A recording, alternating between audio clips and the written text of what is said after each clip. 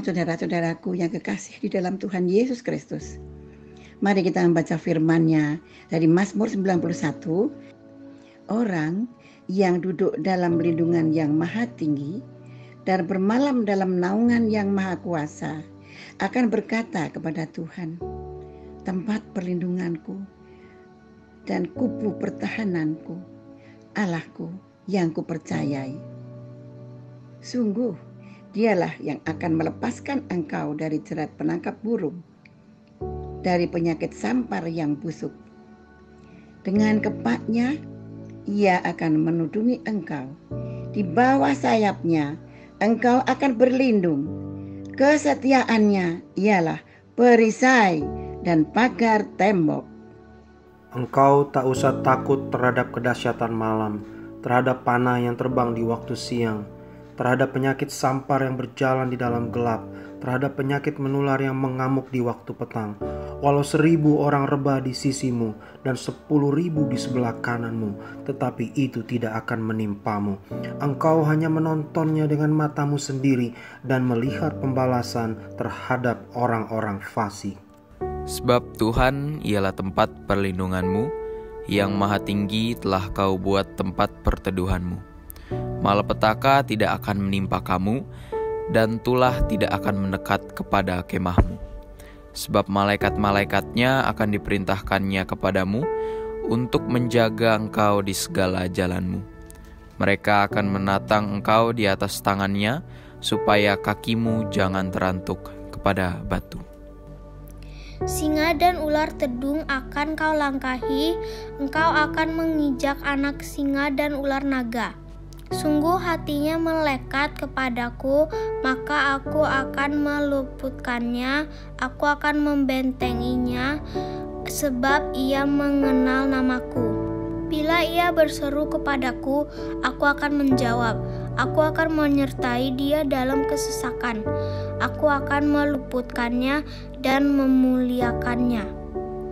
Dengan panjang umur akan kukenyangkan dia, dan akan kuperlihatkan kepadanya keselamatan daripadaku.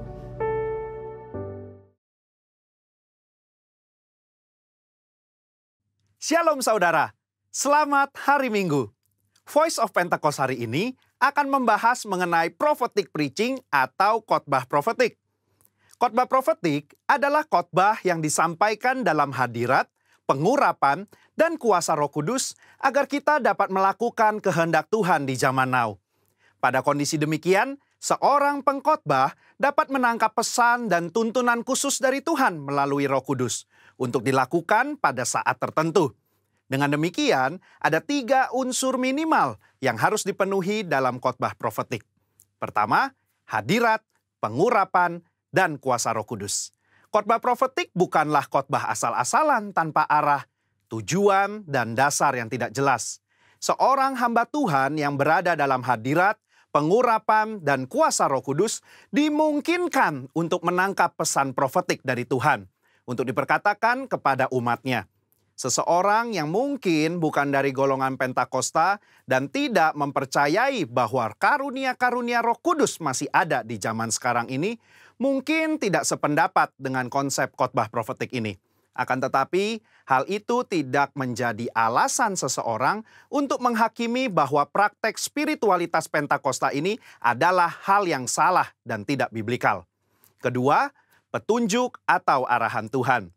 Di dalam Kisah Para Rasul 1 ayat 2, dikatakan bahwa sampai pada hari ia terangkat, sebelum itu ia telah memberi perintahnya oleh Roh Kudus kepada rasul-rasul yang dipilihnya.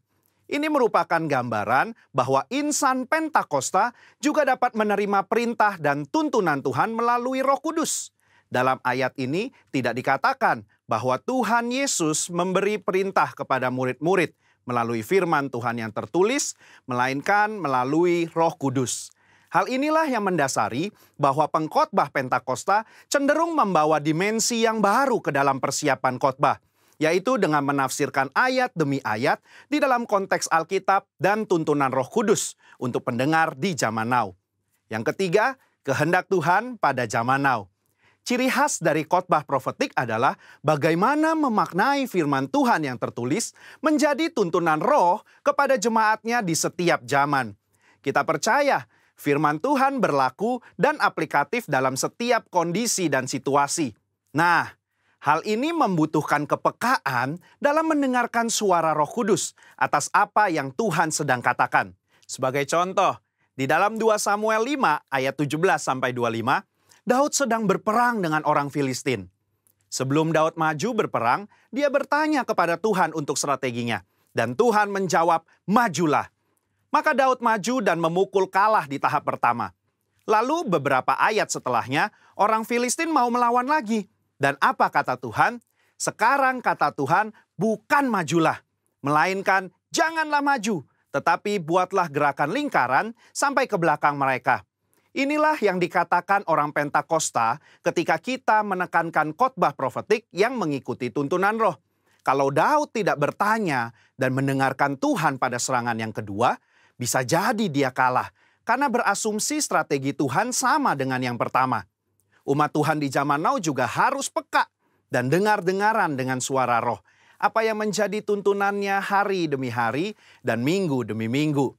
Sehubungan dengan pembahasan ketiga unsur khotbah profetik di atas, maka pesan Tuhan dalam khotbah profetik terkait menengking badai dan masuk dalam persembunyian bukanlah sebuah inkonsistensi maupun khotbah plin-plan yang membuat jemaat bingung, melainkan pesan Tuhan yang progresif terkait dengan apa yang menjadi kehendak Tuhan yang harus disampaikan kepada jemaat untuk dilakukan. Alkitab juga memberikan contoh yang sangat kuat tentang khotbah profetik, di mana para rasul mencari solusi atas sebuah masalah dengan tuntunan Roh Kudus, firman Tuhan, dan komunitas orang percaya saat itu. Di dalam Kisah Para Rasul 15, di sana sedang terjadi masalah di gereja mula-mula, di mana orang non-Yahudi diminta untuk disunat dan mengikuti hukum Musa. Apa yang para pemimpin lakukan di dalam memutuskan hal tersebut? Kisah Para Rasul 15 ayat 15-17, Yakobus mengutip firman Tuhan dari Amos dan dia menafsirkan ayat tersebut menurut konteks pada zaman itu dengan menyederhanakan ratusan hukum Taurat menjadi beberapa hal saja, yaitu tidak boleh makan makanan yang dipersembahkan kepada berhala, jauh dari percabulan dan daging binatang yang mati dicekik, dan dari darah. Ketika mereka mengirim keputusan itu kepada gereja-gereja, itu adalah keputusan Roh Kudus dan keputusan kami. Ini adalah contoh nyata dari khotbah profetik yang menjawab masalah. Yakobus mengutip firman Tuhan dari kitab Amos dan bersama komunitas yang dipenuhi Roh Kudus menafsirkan dan memberikan pesan profetik untuk gereja mula-mula di zaman itu. Hal inilah yang mendasari bagaimana seorang pengkhotbah yang dipenuhi Roh Kudus harus bisa memberikan tuntunan kepada jemaat sesuai dengan kebenaran firman Tuhan pada zaman now. Kesimpulannya, khotbah profetik merupakan khotbah yang dihasilkan dari pengkhotbah yang berada dalam hadirat, pengurapan, dan kuasa Roh Kudus, di mana kondisi tersebut memungkinkan seorang pengkhotbah untuk mendapatkan tuntunan, arahan, dan pesan khusus dari Tuhan melalui Roh Kudus. Sebagai insan Pentakosta, kita juga menerima dan merindukan khotbah-khotbah yang profetik di seluruh komunitas kudus dimanapun kita berada. Pesan profetik ini memungkinkan seseorang untuk menangkap dan melakukan apa yang menjadi kehendak dan tuntunan Tuhan pada zaman di mana ia hidup. Sehingga dengan penuh keyakinan kita menjalani kehidupan yang berkemenangan bersama Tuhan. Amin. Saudara, untuk penjelasan lebih lengkapnya dari tim teologi kami, jangan lupa buka link yang ada di atas atau scan barcode yang tersedia. Tuhan Yesus memberkati.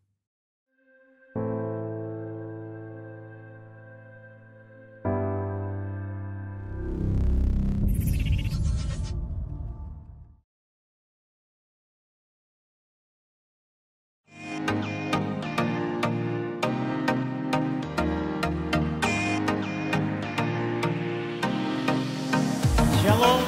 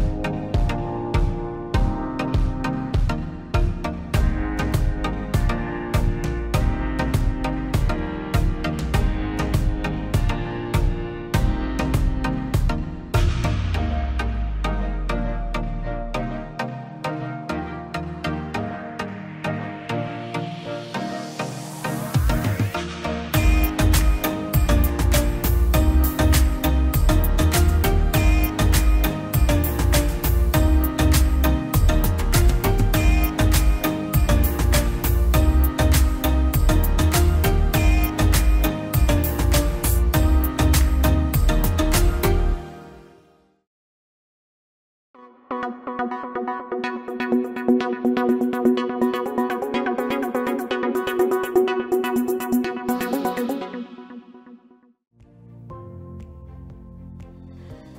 sore Bapak Ibu Saudara, kembali kita beribadah dalam ibadah online GBI Pangkalan Jati Cinere. Kami berdoa untuk kita semua dapat diberi kekuatan dan kesehatan dari Tuhan kita Yesus Kristus. Mengingatkan kembali untuk Bapak Ibu dapat menjalankan protokol kesehatan dengan cara memakai masker, mencuci tangan, dan menjaga jarak. Kami juga mengingatkan Bapak Ibu yang belum subscribe channel YouTube GBI Pangkalan Jati Cinere untuk dapat klik tombol merah yang ada di layar Bapak Ibu. Berikut beberapa informasi bagi seluruh jemaat dan saudara-saudara yang mengikuti ibadah online. Informasi pertama yang ingin kami sampaikan adalah bagi Bapak Ibu yang rindu untuk didoakan dapat mengirimkannya melalui link yang di layar saudara atau di description box. Doa syafaat diadakan setiap hari Kamis pukul 10 melalui via Zoom online. Bapak Ibu yang ingin mendapatkan linknya dapat menghubungi sekretariat. Jadwal ibadah minggu depan tanggal 31 Januari 2021 adalah ibadah online sekolah minggu pada pukul 9 pagi. Mari Bapak Ibu bergabung dengan anak-anaknya di ibadah online sekolah minggu. Dilanjutkan dengan ibadah live streaming pada pukul 10 pagi dan ibadah sore pada pukul 5 sore secara online. Ibadah Eats atau ibadah remaja live streaming pada pukul 11.30 di channel Infinity. Dan bagi kita yang memberikan persembahan dan persepuluhan dapat mengantarkan ke sekretariat atau dapat transfer melalui rekening di bawah ini atau dapat men-scan langsung QR Code yang ada di layar Bapak Ibu Saudara. Sebelum kita memberi, mari kita berdoa. Tuhan Yesus, kami mengucap syukur buat hari ini. Tuhan, berkati ibadah kami, layakkan setiap kami, berkati persembahan yang kami akan berikan. Sucikan, kuduskan tangan-tangan yang memberi, berkati usaha dan pekerjaan kami. Di dalam nama Tuhan Yesus, haleluya, amin. Selamat beribadah, Tuhan Yesus memberkati.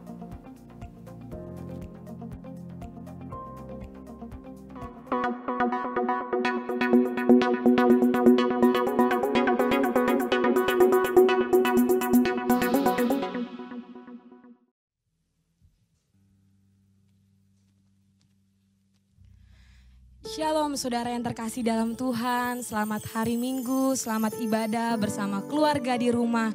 Biarlah kita semua dalam keadaan yang baik, dalam keadaan yang penuh sukacita. Mari kita melihat dan mengecap kebaikan Tuhan dalam hidup kita. Haleluya.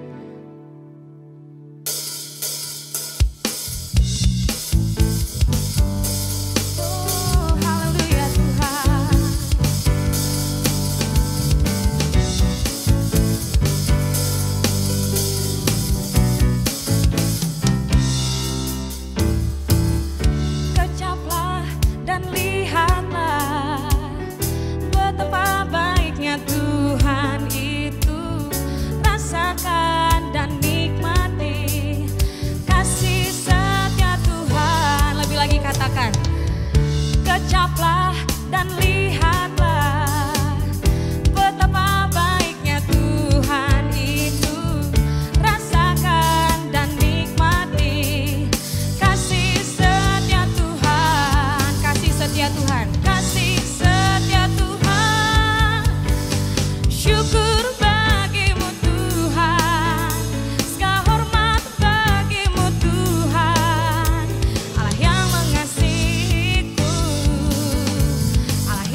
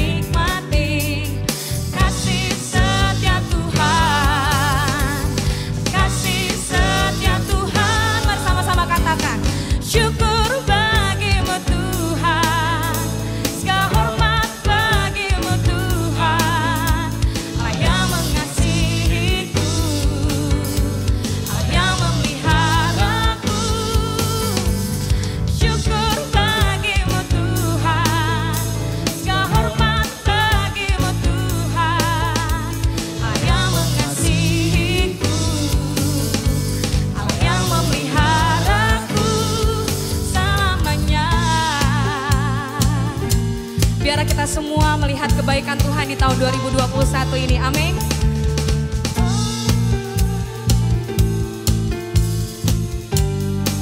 Mari lebih lagi katakan syukur.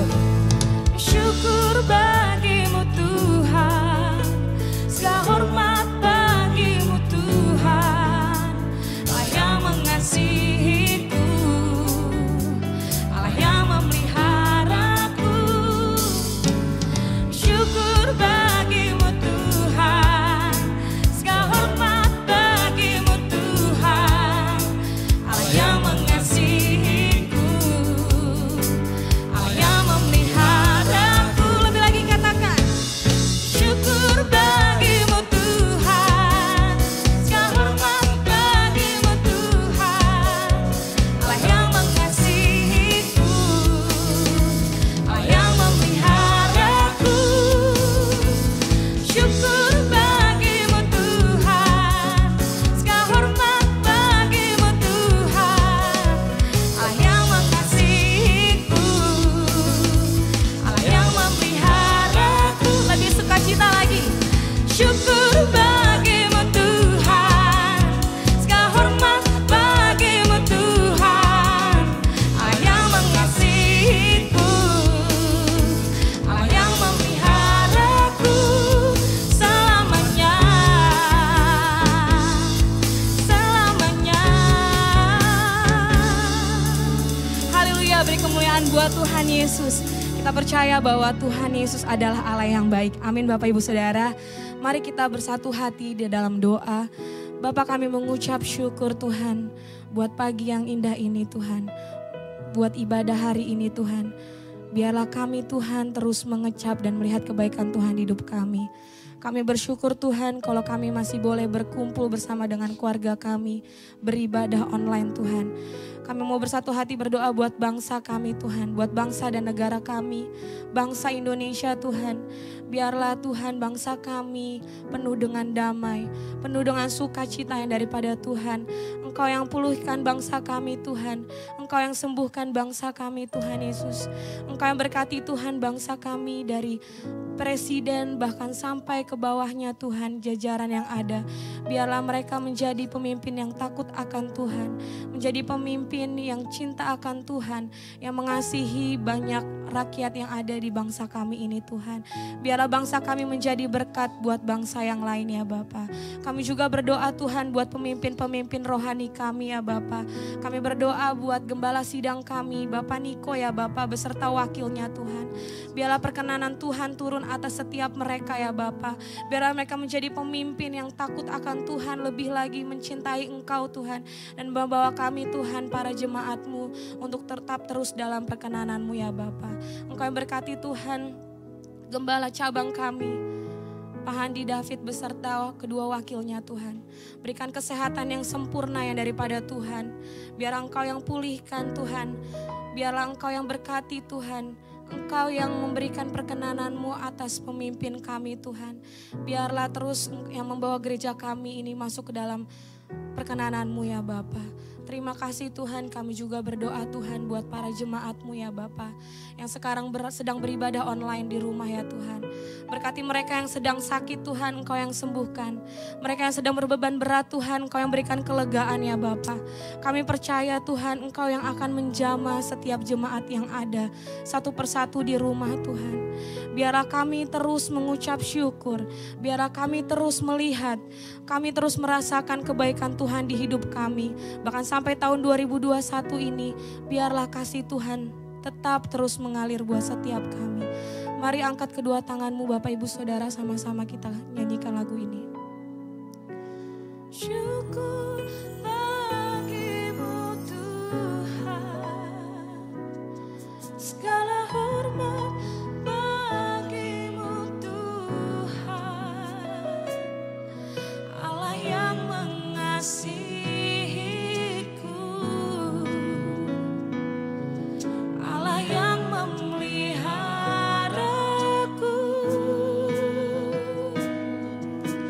Syukur bagimu Tuhan, segala hormat bagimu Tuhan,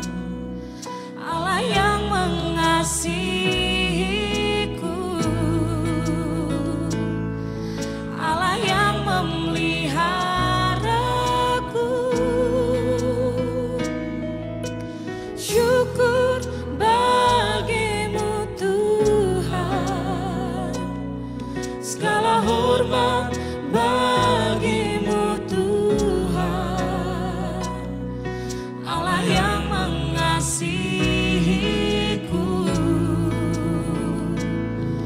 Allah yang memeliharaku, Allah yang mengasihimu, Allah yang mengasihimu, Allah yang memeliharamu, Allah yang mengasihimu, Allah yang mengasihimu, Allah yang memeliharamu selamanya.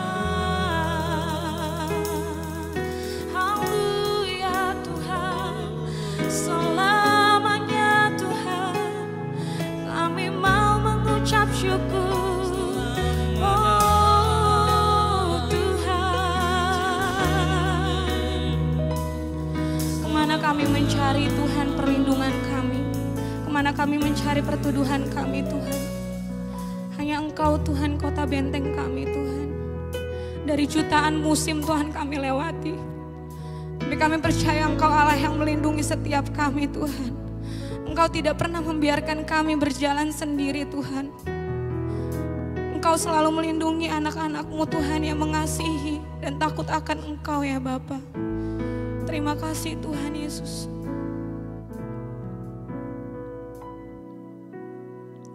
Kemanakah kami mencari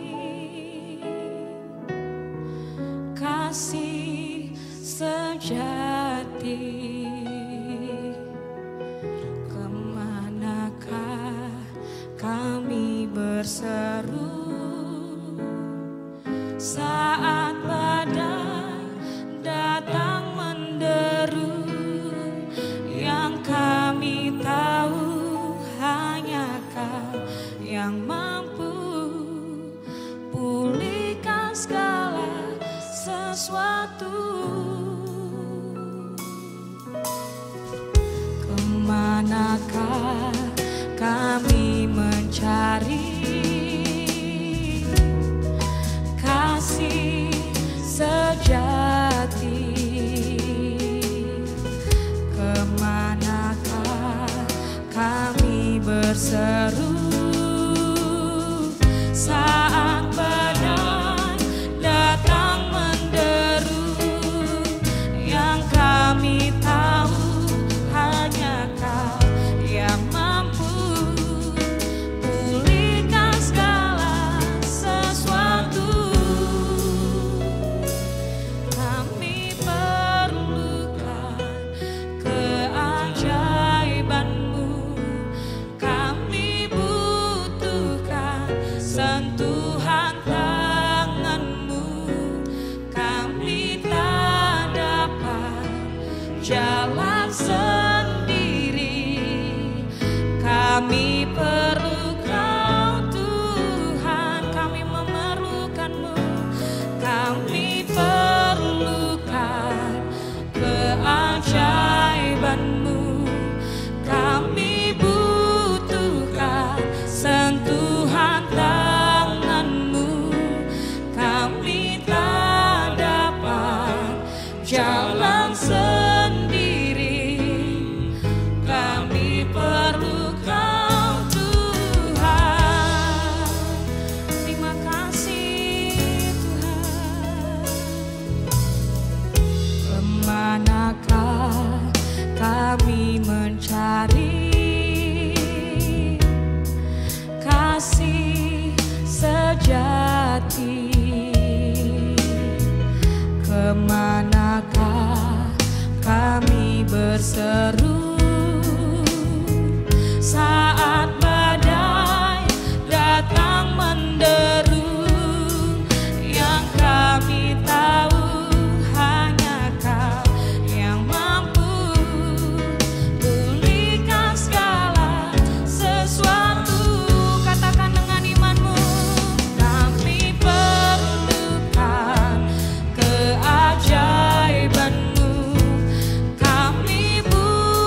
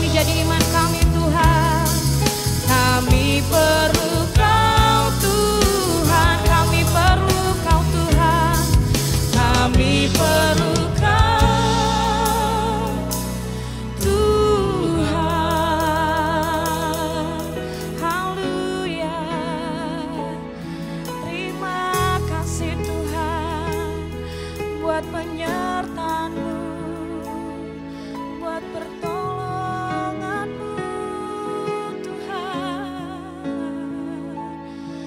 Kami tak dapat jalan sendiri, biarlah Kau pimpin langkah kami untuk kami melewati tahun yang baru ini, oh Tuhan.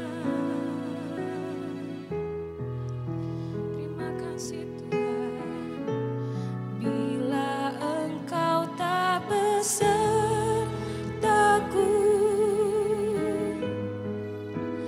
ku tak mau berjalan. Ku perlu Tuhan, pimpin langkahku dengan kasih karunia-Mu. Pimpin langkahku setiap waktu, berjalan dalam Roh-Mu. Nyatakan Tuhan kemuliaan-Mu, dan berjalanlah denganku. Bila Engkau Tuhan, bila Engkau tak besertaku,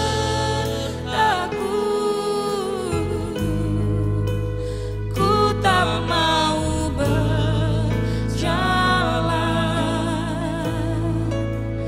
Ku perlu Tuhan, pimpin langkahku dengan kasih karunia-Mu. Pimpin langkah setiap kami Tuhan, setiap waktu, berjalan dalam Roh-Mu.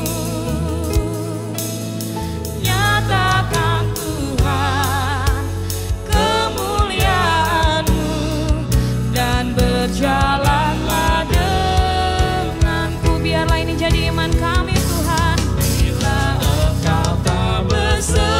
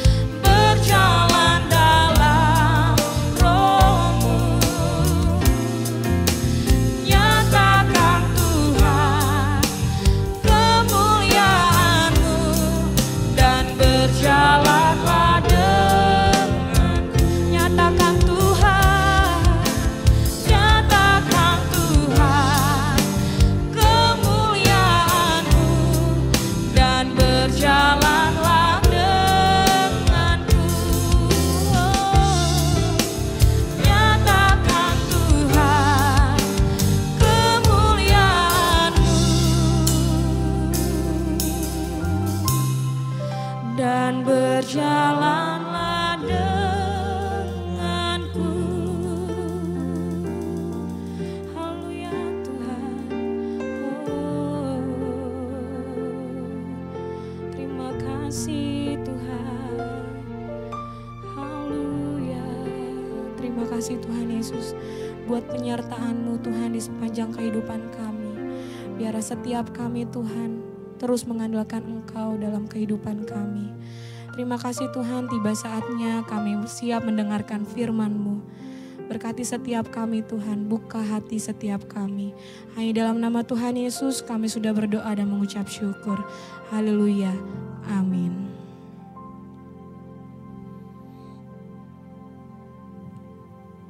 Shalom Bapak Ibu yang dikasihi Tuhan. Sudah siap mendengarkan isi hati Tuhan? Yuk saya ajak kita semua untuk berdoa. Sungguh-sungguh angkat tangan kita. Bapa di dalam surga, kami rindu isi hati-Mu berbicara kuat hari ini Tuhan di dalam hati kami. Berbicara jauh melampaui apa yang ada di pikiran dan di dalam hati kami. Berbicaralah Tuhan karena Engkau sedang memiliki kepentingan atas jemaat-Mu. Berbicaralah Tuhan sampai tuntas Tuhan. Dan biarlah kiranya hikmat dari Roh Kudus menuntun dan memimpin kami. Di dalam nama Tuhan Yesus yang siap mendengar isi hati Tuhan, mari sama-sama kita katakan amin. Bapak Ibu Saudara, hari ini saya mau kita belajar dari 3 orang tokoh. 3 orang tokoh ini adalah orang-orang yang diinterupsi kehidupannya sama Tuhan. Lalu kita akan melihat bagaimana ketika Tuhan menginterupsi kehidupan mereka, lalu respons mereka, kita akan belajar sama-sama dimulai dari Musa. Nah, di dalam Musa, kitab Keluaran yang ketiga, itu ditulisnya seperti ini di dalam ayat yang pertama. Adapun Musa biasa mengembalakan kambing domba Yitro, mertuanya imam di Midian. Sekali ketika ia menggiring kambing domba itu ke seberang padang gurun, sampailah ia ke gunung Allah, yaitu gunung Horeb. Lalu malaikat Tuhan menampakkan diri kepadanya di dalam api yang keluar dari semak duri. Lalu ia melihat dan tampaklah semak duri itu menyala, tetapi tidak dimakan api. Musa berkata, baiklah aku menyimpang ke sana untuk memeriksa penglihatan yang hebat itu. Mengapakah tidak terbakar semak duri itu? Ketika dilihat Tuhan bahwa Musa menyimpang untuk memeriksanya, berserulah Allah dari tengah-tengah semak duri itu kepadanya.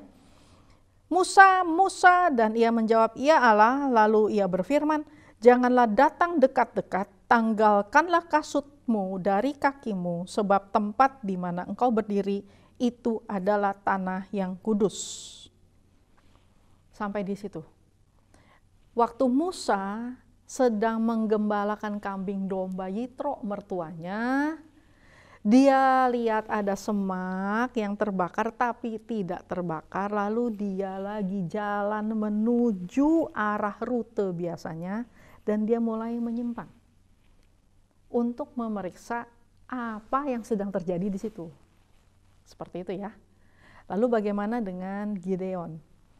Di dalam Hakim-Hakim, Gideon ini juga ngalamin cerita ketika dia sedang berada di dalam situasi rutinitas hidupnya sehari-hari. Dia ini kan adalah orang yang pindah masuk ke tanah Kanaan. Lalu mereka mulai di situ bercocok tanam, tapi ada banyak orang-orang sekitar, yaitu orang-orang Midian, yang berusaha untuk mengganggu, yang berusaha untuk mencuri dan menjarah. Jadi Gideon melakukan pekerjaan rutinitasnya di tempat yang gak biasa, tetapi itu rutin dibuat.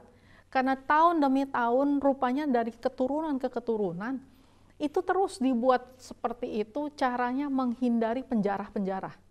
Nah, apa yang Gideon lakukan? Gideon mengirik gandum di tempat pemerasan anggur.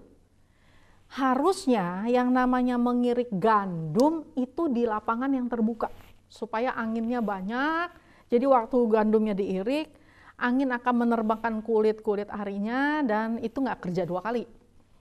Tapi kan yang dilakukan Gideon beda. Dia masuk ke dalam sumur pemerasan anggur. Berarti itu tempat tertutup, tempat tersembunyi. Ketika Maka itu ketika dia sedang melakukan pekerjaannya di tempat tersembunyi itu, apa yang terjadi? Datanglah malaikat. Mari kita lihat. Di dalam Hakim-Hakim dikatakan begini ya, ayat yang ke-11. Kemudian datanglah malaikat Tuhan dan duduk di bawah pohon tarbantin di Ofra kepunyaan Yoas, orang Abiezer itu. Sedang Gideon anaknya mengirik gandum dalam tempat pemerasan anggur agar tersembunyi bagi orang Midian. Malaikat Tuhan menampakkan diri kepadanya dan berfirman kepadanya, Tuhan menyertai engkau ya pahlawan yang gagah perkasa. Lalu jawab Gideon, jika Tuhan menyertai kami, mengapa semuanya ini menimpa kami? Di mana perbuatan ajaib yang diceritakan oleh nenek moyang kami, di mana ketika Tuhan menuntun kita keluar dari Mesir, dan kita dibawa dengan hal-hal yang luar biasa dan hebat, tapi sekarang kenyataannya Tuhan membuang kami, menyerahkan kami ke dalam cengkraman orang Midian. Lalu apa yang dikatakan? Ayat 14 dalam Hakim-Hakim 6 ngomong begini, berparinglah Tuhan kepadanya dan berfirman, pergilah dengan kekuatanmu ini, selamatkanlah orang Israel dari cengkraman orang Mesir. Sampai di situ. Dan ada interupsi yang ketiga, yaitu Sakaria, seorang imam. Dia pun mendapat interupsi kehidupan. Dia adalah seorang imam besar yang pada hari itu bertugas di satu tempat yang terkudus di muka bumi. Ruangnya disebut ruang Maha Kudus. Dia bertugas di dalam bait Allah. Nah, apa yang terjadi? Saat dia melakukan tugas rutinitas dia sebagai seorang imam, ya walaupun itu ditunjuk setahun sekali gitu ya, dikasih giliran, tapi rutinitas seorang imam itu kan seperti itu. Dan dia berada di tempat terkudus di muka dunia hari itu.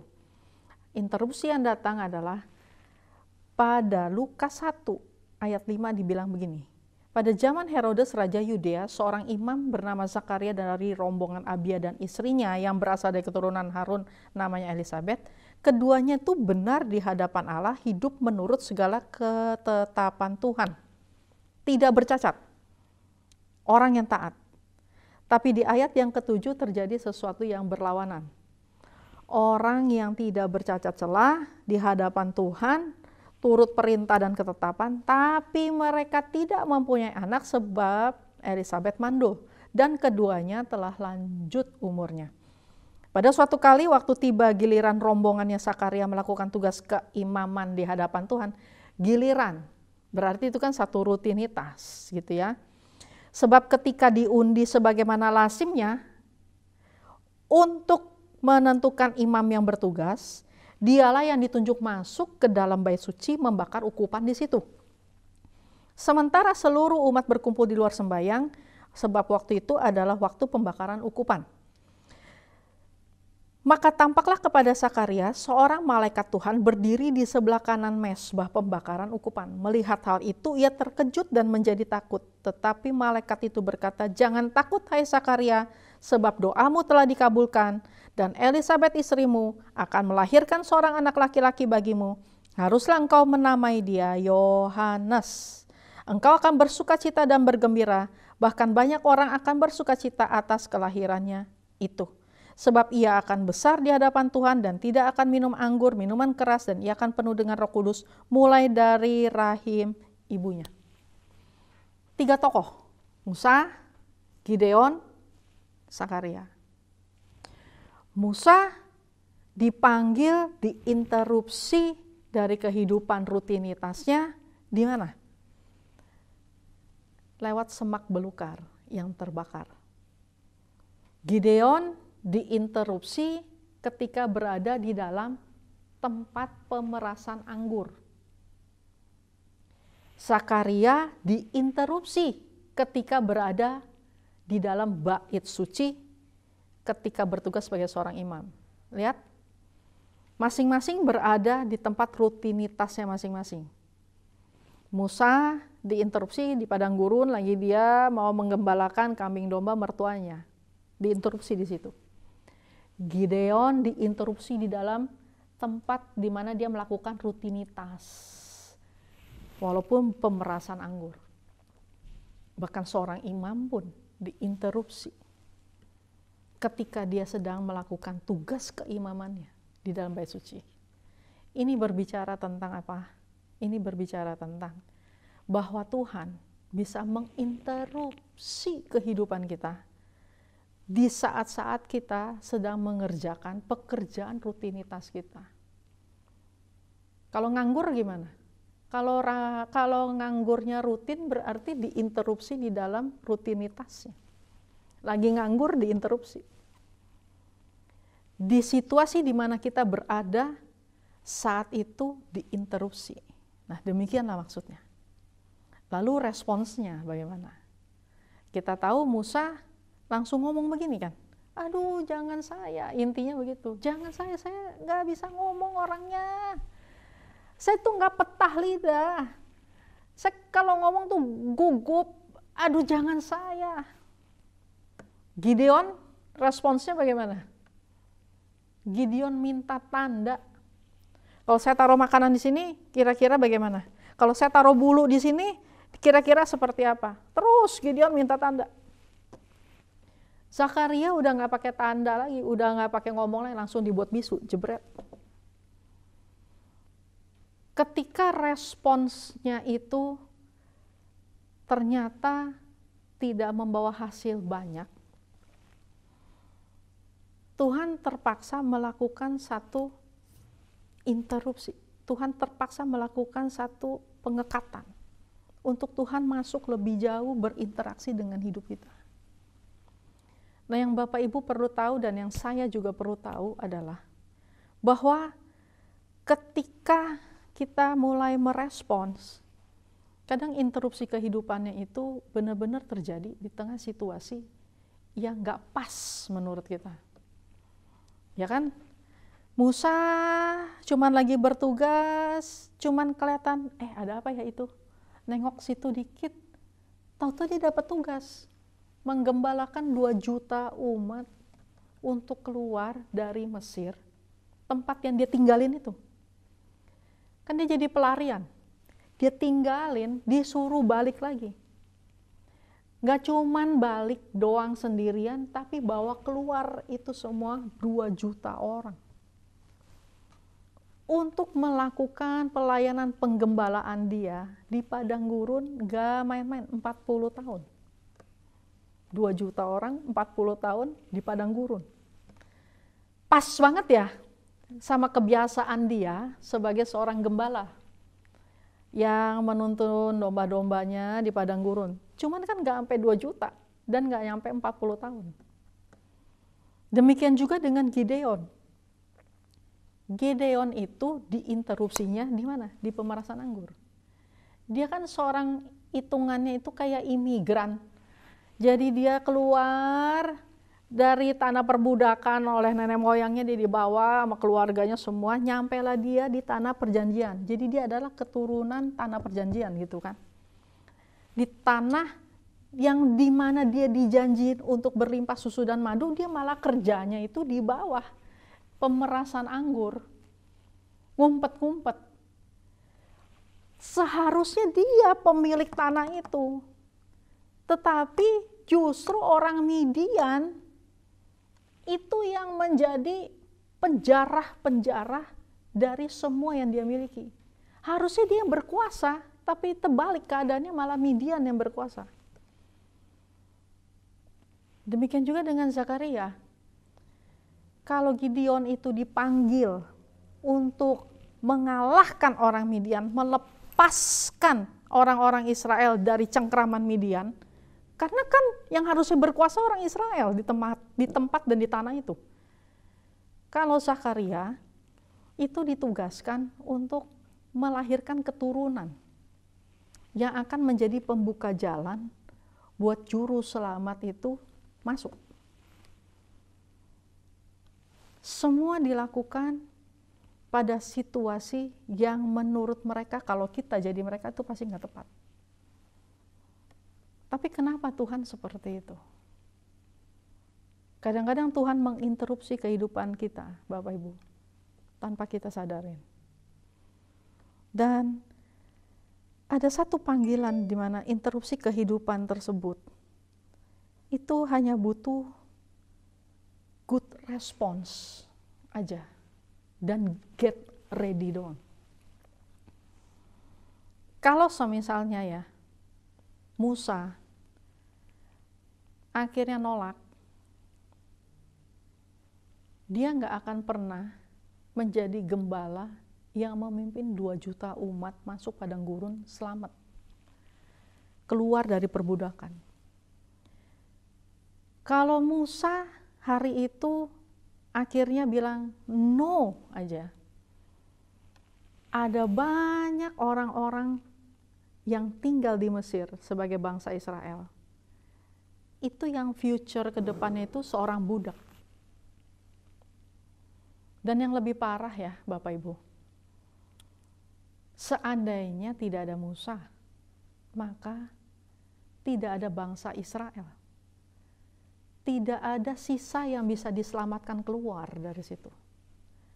Kalau nggak ada bangsa Israel, bangsa pilihan Allah, rencana Tuhan untuk menurunkan juru selamat melalui bangsa tersebut lenyap. Kita tahu bangsa Israel hari-hari itu di zaman Musa aja itu dianyutkan untuk diselamatkan, yang lain udah dibunuh. Kalau itu tidak terjadi, Musa tidak terima panggilan tersebut, maka tidak ada yang bebas dari perbudakan. Kalau Gideon, walaupun maju mundur, minta tanda, nggak gerak-gerak juga, masih ogah-ogahan terus, sungkan-sungkanan terus, maka sampai kapanpun Midian akan menguasai orang-orang Israel, turunan yang dijanjikan tanah perjanjian itu. Kalau Sakaria masih ngomong ngotot, gimana mungkin, saya udah tua, bla bla bla. Saya rasa ya, sampai akhir hidupnya, kalau orang ngelihat kuburan dia, itu tuh siapa sih? Oh, Imam Sakaria. Siapa sih Imam Sakaria? Itu loh, imam besar tapi mandul. Seumur hidupnya, aib akan menempel sama dia. Tapi lihat, ketika kita get ready dan good response, apa yang terjadi? Musa bilang gini, yes. Dia bawa keluar tuh. Dia bawa keluar. Dan hari itu, dia nggak cuma jadi gembala kambing domba biasa. Dia menjadi gembala dari 2 juta umat yang berhasil dibebaskan dari perbudakan hidup. Nggak cuma hari itu, sampai keturunan demi keturunannya. Itu dikeluarkan dari satu perbudakan menjadi penuh dengan hidup kemuliaan. Walau akhirnya Musa nggak kelar, dia nggak masuk ke tanah perjanjian itu. Tetapi ada sesuatu ketika dia merespons panggilan dan interupsi tersebut, ada sesuatu yang dirubah dari hidupnya. Demikian juga dengan Gideon. Kalau Gideon banyak dalih, maju mundur, hari itu dia nggak akan pernah ngerasain kemenangan 300 orang pilihan Tuhan. Hanya dengan 300 mengalahkan bangsa Midian yang beribu-ribu itu, yang kalau datang tuh pakai onta. Itu bangsa Midian, kalau kemana-mana tuh kan kendaraannya onta. Onta itu kalau menjarah, itu bisa bawa beban 2/3 berat dari berat badan si onta, itu si onta sanggup bawa. Dan sanggup lari 3 hari 3 malam nggak pakai makan, nggak pakai minum. Bayangin kalau punya musuh yang seperti itu, mau ngejarnya pakai apa? Udah nyerah aja, udah dibiarinin aja dia lewat. Nah, tapi Gideon hari itu merespon dengan tepat, sehingga apa yang terjadi? Dengan 300 orang saja dia mengalahkan seluruh bangsa Midian itu. Tidak ada lagi bangsa Midian di muka bumi ini. Benar-benar bangsa Israel dibebaskan dari situ. dan imam besar, melahirkan seorang yang disebut Yohanes, yang mempersiapkan jalan untuk juru selamat turun. Kalau nggak ada Yohanes, maka tidak akan ada orang yang dipakai untuk mempersiapkan jalan itu sungguh-sungguh, membukanya, meratakan jalan, meluruskan jalan, hanya untuk seorang Mesias itu turun, melakukan penyelamatan atas bangsa Yahudi. Termasuk kita, orang-orang Israel rohani. Dari sini saya mau kasih tahu sama Bapak Ibu, ketika Tuhan menginterupsi hidup kita, ada 3 hal saja, Ibu Bapak. Yang pertama, itu terjadi dalam rutinitas hidup kita sehari-hari. Kita kerja atau kita nggak kerja, tapi kalau itu rutinitas kita, mendadak Tuhan nampak, Tuhan datang, Tuhan berfirman, Tuhan ngomong, Tuhan kasih ayat. Ada satu interupsi yang mengganggu hati kita untuk kita kerjakan dan kita lakukan. Yang kedua, bisa terjadi sama siapa aja, di mana aja, dan kapan aja. Mungkin awalnya kita sebagai karyawan tahu-tahu berakhir sebagai seorang gembala. Mungkin kita seorang ibu rumah tangga biasa, tapi tahu-tahu kita memimpin pergerakan wanita di dalam doa. Mungkin kita cuman guru sekolah, cuman pegawai bank, atau asisten dokter, sampai asisten rumah tangga. Tapi kalau Tuhan interupsi kehidupan kita, maka apa yang terjadi? Kita berubah menjadi orang yang ditetapkan untuk destininya Allah. Dan yang terakhir, pada waktu Tuhan panggil dan menginterupsi kehidupan kita, maka mimpi-mimpi dan cita-cita serta arah hidup kita itu dirubah. Dari arah hidup yang sekedar nyaman, dari arah hidup yang sekedar berhasil, dari arah hidup yang sekedar jalan. Ya, yang penting hari ini ada yang bisa dimakan, ya, yang penting hari ini ada yang bisa dijual, ada yang beli, ya, ada yang bisa dibayar, gitu ya. Sama gaya hidup yang sekedar begini doang, ya, yang penting anak-anak saya aman-aman aja, sehat-sehat, gitu. Cuman yang sekedarnya itu dirubah karena satu interupsi kehidupan, dipanggil untuk satu tujuan yang lebih dahsyat lagi. Bukankah dahsyat, Bapak Ibu? Kita cuma seorang ibu rumah tangga biasa, tapi kita melahirkan satu keturunan ilahi yang melakukan pekerjaan besar seperti Yohanes Pembaptis, atau seperti Gedeon, atau seperti Musa.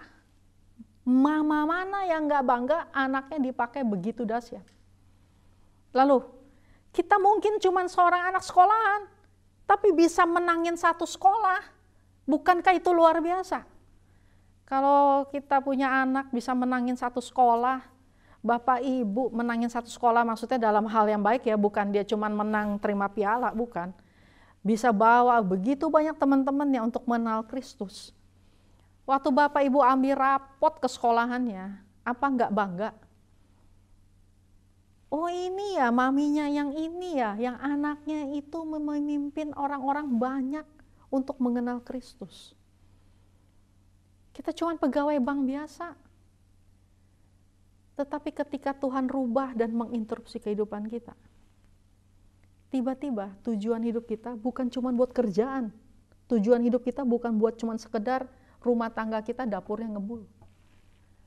Tapi tujuan hidup kita yang sesungguhnya adalah membawa semua orang benar-benar datang kepada Kristus.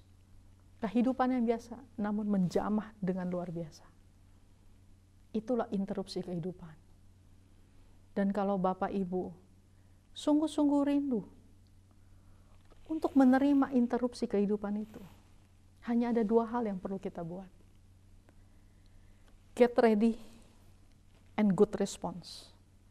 Get ready maksudnya gini, kalau udah diinterupsi, ya jalanin, lakukan.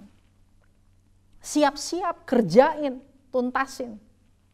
Good response, jangan pakai ngeluh. Good response, jangan pakai ngomel. Jangan menyesali Apa yang sudah kita ambil dan jalanin lalu kita sesalin. Dan saya akan tutup dalam Galatia 3 ayat 3. Dikatakan seperti ini. Adakah kamu sebodoh itu? Kamu telah mulai dengan roh, maukah kamu sekarang mengakhirinya di dalam daging? Ketika semua interupsi kehidupan itu dimulai dengan inisiatif roh Allah, lalu maukah karena kita ngeluh, karena daging gak enak, situasi nyaman kita terenggut, kita mengakhiri dengan cara kita sendiri, yaitu cara daging. Bukankah itu satu kebodohan? Oleh sebab itu Bapak Ibu, mari get ready dan good response. Jangan bodoh. Biarkan hidupmu dipimpin dan dituntun oleh Roh Kudus. Biarkan Tuhan menginterupsi kehidupan rutinitasmu. Boleh berlaku untuk siapa saja termasuk saya. Dan yang terakhir, perlu Bapak Ibu ketahui, Dia merubah tujuan hidup kita yang sesungguhnya dari dunia ini kepada terang dan kemuliaan yang ajaib. Mari, tundukkan kepala. Bapa di dalam surga, kami rindu Engkau menginterupsi kehidupan kami. Supaya kami nggak sekedar hidup, tetapi kami hidup dalam kemenangan dan visi-visi kemuliaan-Mu. Supaya tujuan hidup kami jelas. Sekalipun situasi di tengah COVID seperti ini, situasi di tengah pandemi seperti ini, seperti membuat tujuan hidup kami berubah. Namun yang tidak pernah berubah adalah tuntunan-Mu terhadap kami. Jauhkanlah kami dari kebodohan kami sehingga kami mengambil keputusan untuk hidup dengan cara kami sendiri. Pimpin dan sertai kami senantiasa. Dalam nama Tuhan Yesus kami berdoa dan mengucap syukur. Haleluya. Amin. Tuhan Yesus memberkati. Bapak Ibu, mari kita mau mengakhiri ibadah kita pada hari ini. Angkat tangan kita. Terimalah berkat dari Bapa di surga. Biarlah kiranya kasih setia, damai sejahtera, hikmat, tuntun kita senantiasa. Dan biarlah kesehatan yang sempurna itu turun mengalir atas rumah tangga kita. Dan biarlah kiranya berkat-berkat jasmani yang ditentukan untuk kita terima dicurahkan secara spesial atas hidup dan keluarga kita. Dan biarlah kiranya keintiman yang lebih lagi dengan Roh Kudus menuntun, mempersiapkan kita untuk masuk sungguh-sungguh di dalam pengangkatan, masuk sampai tiba waktunya ketemu dengan Tuhan Yesus, dan masuk dalam kerajaan kekal sampai selama-lamanya tinggal di sana. Yang terima berkat-berkat ini, mari sama-sama katakan, amin. Tuhan Yesus memberkati.